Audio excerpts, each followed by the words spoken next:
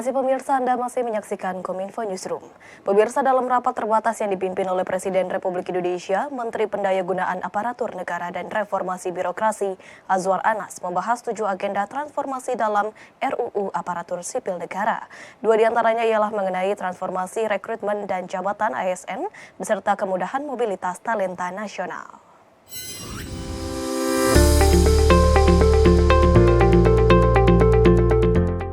Menteri Pendayagunaan Aparatur Negara dan Reformasi Birokrasi Azwar Anas mengatakan, rancangan Undang-Undang Aparatur Sipil Negara memuat skema percepatan rekrutmen ASN menjadi 3 kali dalam setahun. Selama ini siklus rekrutmen ASN paling cepat dilakukan dalam kurun setahun hingga 2 tahun sejak terjadi gelombang pensiun. Kondisi tersebut memicu kecenderungan kebijakan pemerintah daerah untuk mengisi kekosongan dengan merekrut tenaga honorer. Nah, ke depan siklus rekrutmen ASN tidak perlu setahun sekali atau 2 kali dalam atau satu kali dalam 2 tahun. Tetapi ke depan akan lebih cepat. Jadi begitu pensiun mungkin bisa saja setahun ada 3 kali siklus rekrutmen ASN. Siklus rekrutmen ASN yang dipercepat melalui rancangan undang-undang bertujuan untuk mencegah gelombang rekrutmen tenaga honorer yang umum terjadi di daerah untuk mengisi kekosongan posisi yang ditinggal oleh pensiunan. Selain rekrutmen dan jabatan ASN, rancangan undang-undang ASN juga memuat salah satu topik yaitu talenta nasional. Menteri Pendayagunaan Aparatur Negara dan Reformasi Birokrasi mengatakan, pemerintah akan memberikan reward dalam bentuk kenaikan pangkat lebih cepat kepada ASN yang mau ditempatkan di daerah 3T. Nantinya penempatan ASN ke daerah tidak perlu menunggu usulan formasi, tetapi pemerintah yang akan mengarahkan sendiri melalui peraturan pemerintah. Nah, supaya ini tidak terjadi lagi ke depan akan ada reward bagi mereka yang akan ke daerah 3T. Misalnya nanti akan kita atur di PP, mereka yang di daerah 3T atau daerah terpencil lainnya, kalau di yang normal perlu 4 tahun untuk naik pangkat, ke depan 2 tahun bisa naik pangkat. Nah, sehingga mereka bisa tugas di tempat itu dan kemudian mereka akan segera mendapatkan kenaikan pangkat, selain nanti akan ada reward yang lain. Pemirsa, Menko PMK Muhadjir Effendi mengingatkan para pembuat kebijakan untuk dapat membuat regulasi yang tepat sasaran dan juga sesuai dengan kondisi wilayah serta masyarakatnya, termasuk di wilayah pesisir. Ia menilai hal tersebut mampu berdampak langsung kepada kesejahteraan masyarakat di sekitarnya dan diharapkan dapat segera menyelesaikan persoalan yang terjadi di wilayah pesisir Indonesia. Menteri Koordinator Bidang Pembangunan Manusia dan Kebudayaan Muhadjir Effendi mengatakan, wilayah pesisir memainkan peran yang strategis dalam perekonomian, keanekaragaman hayati, pariwisata, perikanan, dan sektor lainnya.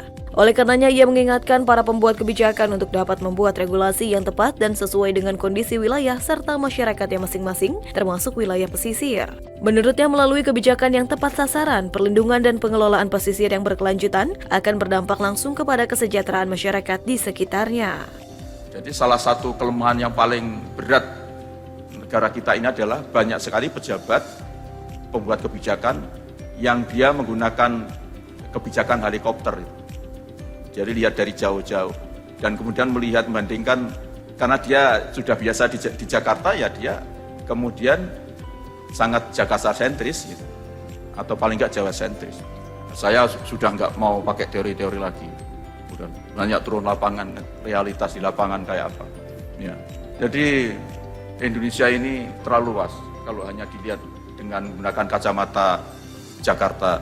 Menko Muhadjir menilai dengan 63,2% kabupaten kota di Indonesia yang berada di wilayah pesisir yang memiliki potensi besar dalam pembangunan ekonomi maritim di Indonesia, maka hal tersebut diharapkan dapat berkontribusi positif untuk dapat mencapai target pertumbuhan ekonomi sebesar 6 hingga 7% di tahun 2042 dan 15% produk domestik bruto pada tahun 2045, serta mampu untuk menyelesaikan persoalan yang hingga kini masih menyelimuti wilayah pesisir seperti kemiskinan ekstrim, ketertinggalan hingga permasalahan pendidikan dan kesehatan di Indonesia.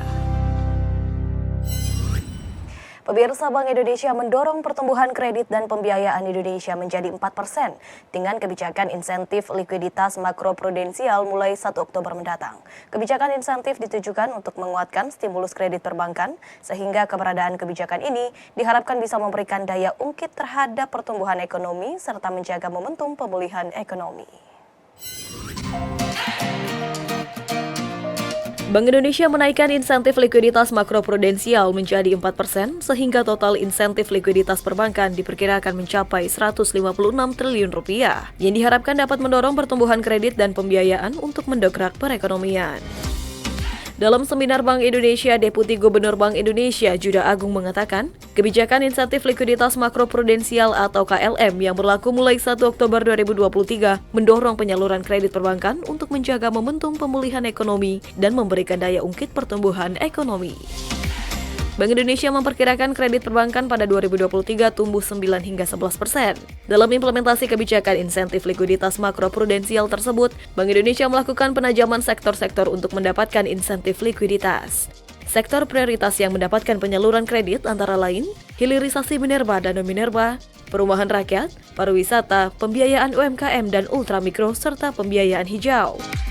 Melalui penerapan kebijakan insentif likuiditas makroprudensial diharapkan momentum pemulihan ekonomi tetap terjaga dan pertumbuhan ekonomi pada tahun ini tetap kuat, sekaligus memperkuat sumber-sumber pertumbuhan ekonomi di dalam negeri dalam menghadapi tantangan global berupa pelemahan ekonomi dan inflasi global yang masih tinggi.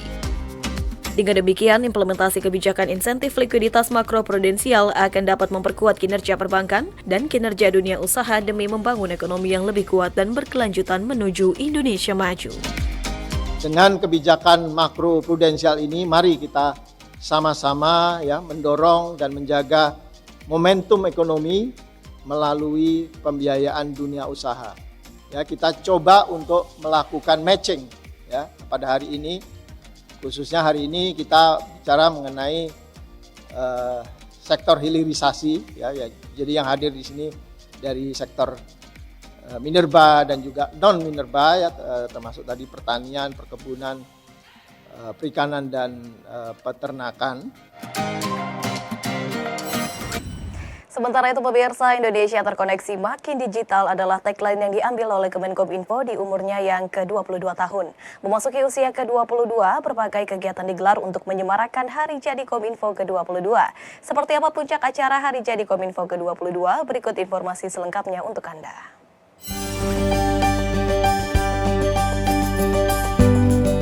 Kementerian Komunikasi dan Informatika merayakan hari jadinya ke-22 sekaligus menutup rangkaian kegiatan Kominfo Karnaval 2023 yang telah dimulai sejak Agustus lalu. Acara dibuka dengan penyerahan hadiah bagi para pemenang kegiatan perlombaan yang telah diadakan sebelumnya. Tak hanya itu, kegiatan seminar tematik, Kominfo berbagi buku dan pemberian apresiasi kepada sivitas Kominfo turut memeriahkan perayaan pada sore hari ini. Mengusung tema Indonesia Terkoneksi Makin Digital Makin Maju, Menteri Komunikasi dan Informatika Budi Aris Setiadi mengatakan, peringatan HUT ke-22 ini merupakan momentum untuk terus menjalin persatuan dan kebersamaan sivitas di lingkungan Kementerian Komunikasi dan Informatika. Perayaan puncak Hari Jadi Kominfo ke-22 turut dimeriahkan dengan penampilan band papan atas Indonesia Malik and the Essential, yang juga menjadi penutup acara HUT Kominfo. Tak lupa harapan dan doa juga disematkan oleh beberapa sivitas Kominfo yang ikut andil dalam memajukan Indonesia. Selamat ulang tahun untuk Kementerian Komunikasi dan Informatika. Semoga sukses selalu. Semoga terus menjadi kementerian yang tangguh, visioner dan menjawab kebutuhan masyarakat. 22 tahun Indonesia Terkoneksi, makin digital, makin maju.